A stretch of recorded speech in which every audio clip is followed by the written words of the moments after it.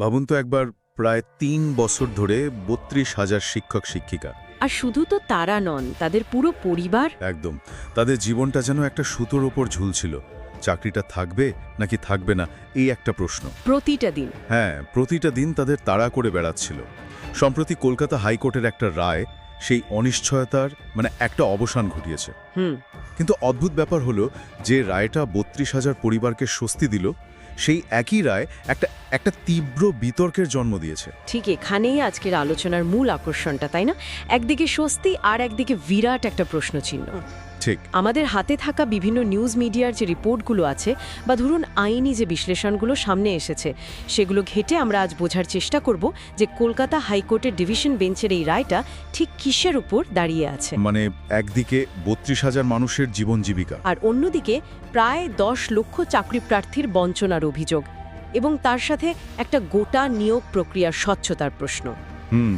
আদালত একটা মানবিক পথ নেওয়ার চেষ্টা করেছে, কিন্তু বিরোধীরা বলছেন এটা আসলে ন্যায় বিচারের সঙ্গে একটা আপোষ করা হলো। একদম। আমাদের আজকের উদ্দেশ্যও কিন্তু শুধু ঘটনাটা রিপোর্ট করা নয়, আমরা চেষ্টা করব এর গভীরে ডুব দিতে। কেন একটা স্বস্তির রায় নিয়েও এত প্রশ্ন উঠছে? ঠিক, একটা মানবিক সিদ্ধান্ত কিভাবে ভবিষ্যতের জন্য একটা বিপজ্জনক উদাহরণ তৈরি করতে পারে। আর সবচেয়ে বড় কথা, যখন ব্যক্তিগত স্বস্তি আর প্রাতিষ্ঠানিক সততার মধ্যে একটা সংঘাত লাগে, তখন পথ কোনটা হওয়া উচিত। চলুন এই জটিল ধাঁধার জট খোলার চেষ্টা করা যাক। চলুন শুরু করা যাক। আচ্ছা, আলোচনার গভীরে যাওয়ার আগে একদম গোনার জায়গাটা একটু পরিষ্কার করে নেওয়া যাক। হ্যাঁ, সেটা খুব দরকার।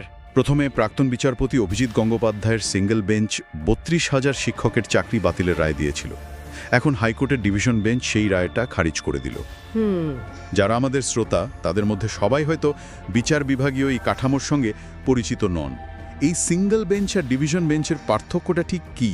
এটা খুব গুরুত্বপূর্ণ একটা প্রশ্ন।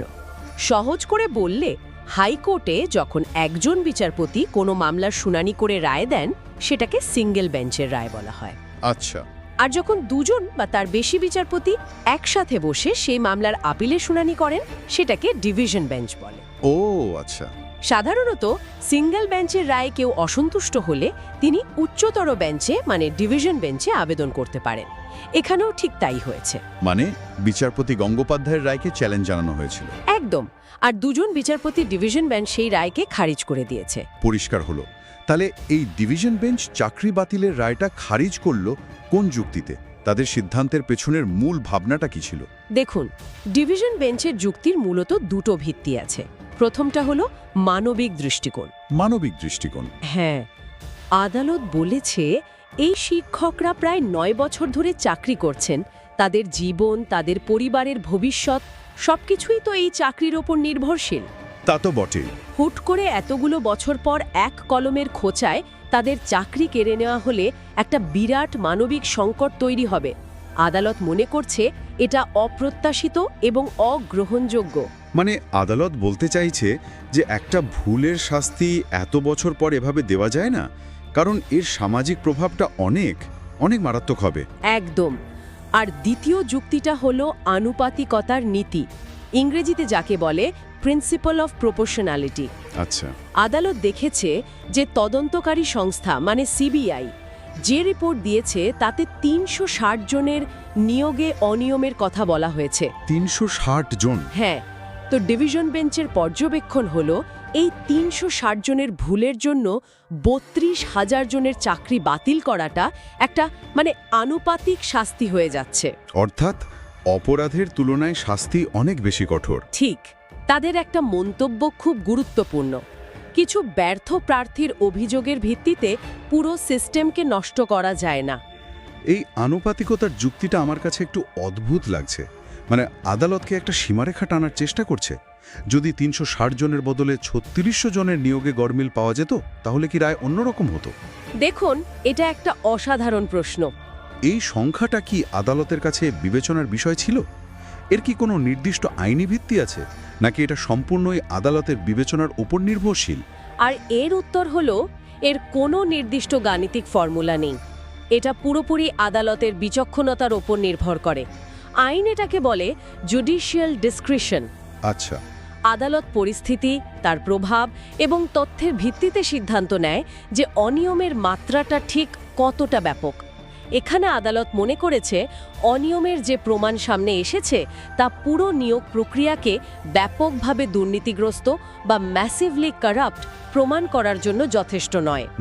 তাই তারা বৃহত্তর স্বার্থে মানে ৩২,০০০ জনের স্থিতিশীলতার স্বার্থে চাকরি বাতিলের মতো চরম পদক্ষেপে যায়নি। বেশ, আদালতের যুক্তিটা বোঝা গেল, কিন্তু বিরোধী দলনেতা শুভেন্দু অধিকারী এই যুক্তিকে একেবারেই মানতে নারাজ। একদমই না। তিনি একটা খুব তীক্ষ্ণ বিভাজন টেনেছেন। বলেছেন বিচারপতি গঙ্গোপাধ্যায়ের রায় ছিল তথ্যভিত্তিক, আর ডিভিশন বেঞ্চের রায় মানবিক দৃষ্টিকোণ থেকে দেওয়া।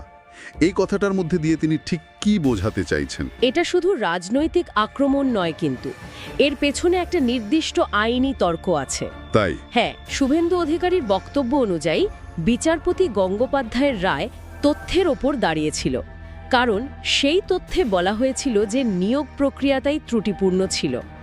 তিনি বারবার মনে করিয়ে দিচ্ছেন যে রাজ্য সরকার নিজেই নাকি একসময় স্বীকার করেছিল যে নিয়োগের সময় অ্যাপটিটিউড টেস্টের মতো আবশ্যিক নিয়ম মানা হয়নি। আচ্ছা।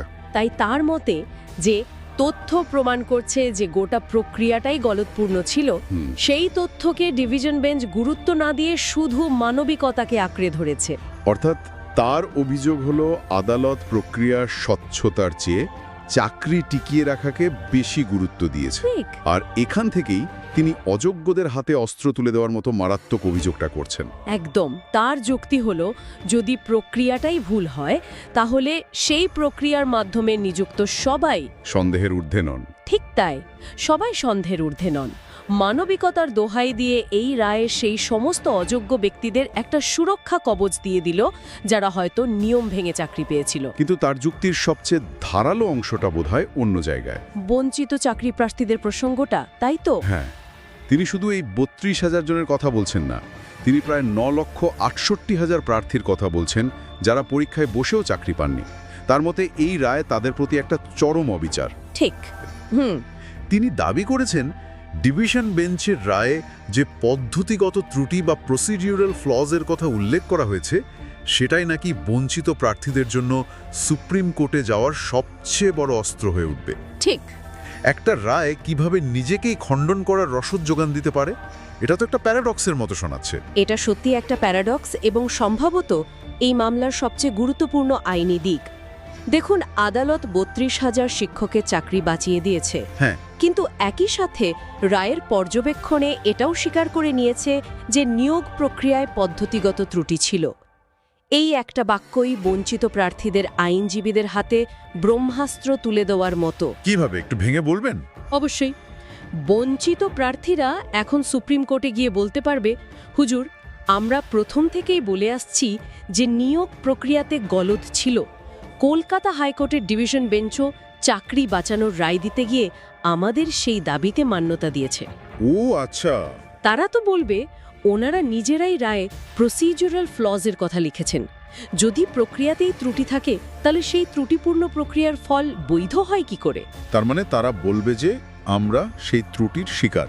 একদম। অর্থাৎ যে রায় চাকরি বাঁচালো সেই রায়েলির একটা অংশকে হাতিয়ার করে চাকরি বাতিলের দাবি আরও জোরালো করা সম্ভব। অবিশ্বাস্য। তার মানে আদালত একটা স্থিতিশীলতা আনার চেষ্টা করতে গিয়ে অনিচ্ছাকৃতভাবে একটা আরো বড় আইনি লড়াইয়ের দরজা খুলে দিল। ঠিক তাই। এটা তো অনেকটা একটা সফল অস্ত্রোপচার করার পর রোগীর শরীরের ভেতরে ছুরি রেখে দেওয়ার মতো শোনাচ্ছে। আপনার উপমাটা একেবারে যথার্থ। বিরোধী দলনেতার বক্তব্য ঠিক এটাই। তিনি বলছেন আদালত মানবিক হতে গিয়ে একটা আইনি টাইম বম্ব ফিট করে দিয়েছে যা সুপ্রিম কোর্টে গিয়ে ফাটতে পারে। তার মানে ৩২,০০০ জনের চাকরি আপাতত বাঁচল, কিন্তু এই আইনি লড়াই যে এখানেই শেষ হচ্ছে না সেই ইঙ্গিতটা খুব স্পষ্ট। এই বিতর্কের সুরটা আইনজীবী বিকাশ রঞ্জন ভট্টাচার্যের বক্তব্যে আরও চড়া শোনায়। হ্যাঁ, উনি তো আরও কড়া ভাষায় বলেছেন। তিনি তো রাগ ঢাক না করেই বলেছেন এই রায় দুর্নীতিকে প্রশ্রয় দিয়েছে এবং প্রাতিষ্ঠানিক দুর্নীতিকে মান্যতা দিল। তিনি এতটা কঠোর অবস্থান নিচ্ছেন কেন? তার মূল ভয়টা কোথায়? বিকাশ রঞ্জন ভট্টাচার্যের উদ্বেগটা ভবিষ্যতের দিকে। তিনি একজন আইনজীবী হিসেবে দেখছেন যে এই রায়টা একটা বিপজ্জনক উদাহরণ বা প্রেসিডেন্ট তৈরি করতে পারে। তার আশঙ্কা হলো এই রায়ের পর ভবিষ্যতে দুর্নীতিগ্রস্ত ব্যক্তিরা বা নিয়োগকারী সংস্থাগুলো একটা ভুল বার্তা পাবে। কিরকম বার্তা? বার্তাটা হলো যে কোনোভাবে নিয়ম ভেঙে নিয়োগ করে দাও, তারপর কয়েক বছর সময় কাটিয়ে দাও, আর শেষে মানবিকতার দোহাই দিলেই চাকরি বেঁচে যাবে। তার মানে এটা ভবিষ্যতের দুর্নীতির জন্য একটা এসকেপ রুট বা পালানোর পথ তৈরি করে দিতে পারে। এটা প্রাতিষ্ঠানিক সততার মূলে আঘাত হানে, কারণ এটা সিস্টেমকে বলে যে স্বচ্ছতা না থাকলেও চলবে, পরে মানবিকতা দিয়ে সব ধামাচাপা দেওয়া যাবে। আচ্ছা, এর চেয়েও গুরুত্বপূর্ণ যে প্রশ্নটা তিনি তুলেছেন সেটা হলো মানবিকতা কার জন্য। ঠিক। আদালত চাকরি পাওয়া ৩২,০০০ শিক্ষকের মানবিক দিকটা দেখল, কিন্তু যারা যোগ্য হয়েও দুর্নীতির কারণে চাকরি পেল না, সেই ৯,৬৮,০০০ প্রার্থীর বঞ্চনা, তাদের পরিবারের কষ্ট, সেটার কি কোনো মানবিক মূল্য নেই? এটা একটা অত্যন্ত জোরালো প্রশ্ন। দুটো ভিন্ন গোষ্ঠীর মানবিক সংকটকে এখানে একে অপরের বিরুদ্ধে দাঁড় করিয়ে দেওয়া হচ্ছে। একদম। বিকাশ রঞ্জন ভট্টাচার্যের মতে আদালত একটা গোষ্ঠীর মানবিকতাকে অন্য গোষ্ঠীর ন্যায় বিচারের অধিকারের ওপরে স্থান দিয়েছে। আর তাই তিনি স্পষ্ট করে দিয়েছেন যে এই লড়াই সুপ্রিম কোর্টে যাবেই এবং দুর্নীতির বিরুদ্ধে সংগ্রাম জারি থাকবে। অর্থাৎ এই আইনি নাটকের ক্লাইম্যাক্স এখনও বাকি। অন্যদিকে এই রায়ের পর রাজ্য সরকারের প্রতিক্রিয়াটা বেশ প্রত্যাশিত। মুখ্যমন্ত্রী মমতা বন্দ্যোপাধ্যায় স্বস্তি প্রকাশ করেছেন এবং বিচার ব্যবস্থার প্রতি আস্থা জানিয়েছেন। তা তো জানাবেনই, সরকারের ওপর থেকে তো একটা বিরাট চাপ নেমে গেল। নিঃসন্দেহে এটা রাজ্য সরকারের জন্য একটা বিরাট রাজনৈতিক এবং প্রশাসনিক স্বস্তি। ৩২,০০০ শিক্ষকের চাকরি চলে গেলে যে সামাজিক অস্থিরতা তৈরি হতো তা সামলানো খুব কঠিন হতো, কিন্তু বিরোধীরা এই বিষয়টিকে একটা বিচ্ছিন্ন জয় বা হার হিসাবে দেখছে না।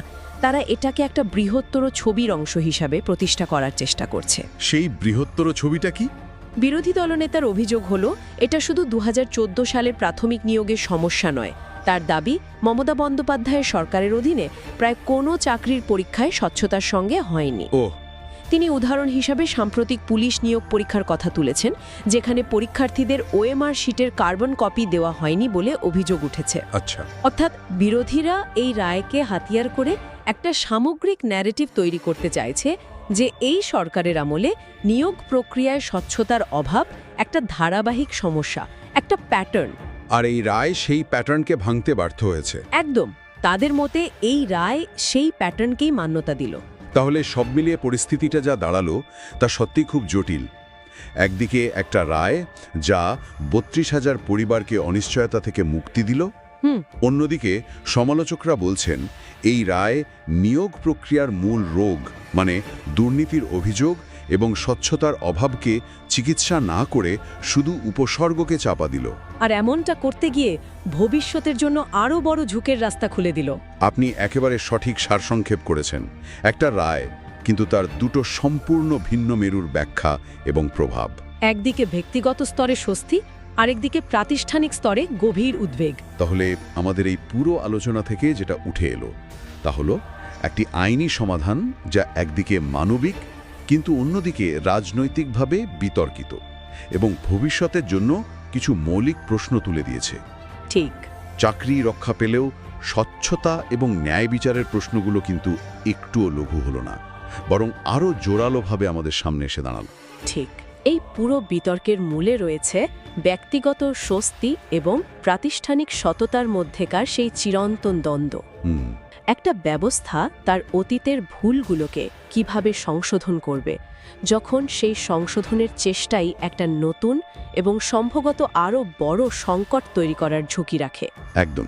এখানে আদালত ৩২,০০০ শিক্ষকের স্থিতিশীলতাকে অগ্রাধিকার দিয়েছে, কিন্তু সমালোচকদের প্রশ্ন হল প্রাতিষ্ঠানিক সততার যে বৃহত্তর আদর্শ তার সঙ্গে কি একটা আপোষ করা হলো? এবং এই আলোচনা থেকে একটা খুব মৌলিক প্রশ্ন উঠে আসছে যা আমাদের শ্রোতাদের ভাবার জন্য ছেড়ে দেওয়া যেতে পারে। আচ্ছা। আদালত বলেছে কয়েকশো অনিয়মের জন্য হাজার হাজার চাকরি বাতিল করা যায় না। এই যুক্তিটা আমাদের একটা গভীর নৈতিক উভয় সংকটের সামনে দাঁড় করায়। কি রকম? যখন একটা ব্যবস্থায় প্রমাণিত কিন্তু সীমিত আকারে দুর্নীতি ধরা পড়ে, তখন সঠিক এবং ভুলের সীমারেখাটা ঠিক কোথায় টানা উচিত? এটা একটা বড় প্রশ্ন। একদিকে কয়েকশো ভুলের জন্য ৩২,০০০ মানুষকে পথে বসানো কি ন্যায় বিচার, নাকি অন্যদিকে সেই সীমিত আকারের দুর্নীতিকে উপেক্ষা করে ৩২,০০০ চাকরি বাঁচিয়ে রাখাটা প্রাতিষ্ঠানিক সততার সঙ্গে একটা ভয়ঙ্কর আপোষ, যা ভবিষ্যতে আরও বড় দুর্নীতিকে আমন্ত্রণ জানাবে? ঠিক তাই। এই প্রশ্নগুলোর কোনো সহজ উত্তর নেই। একটা ব্যবস্থার ব্যর্থতার দায় ঠিক কার উপর কতটা বর্তানো উচিত, এটাই শায়দ এই বিতর্কের মূল কথা।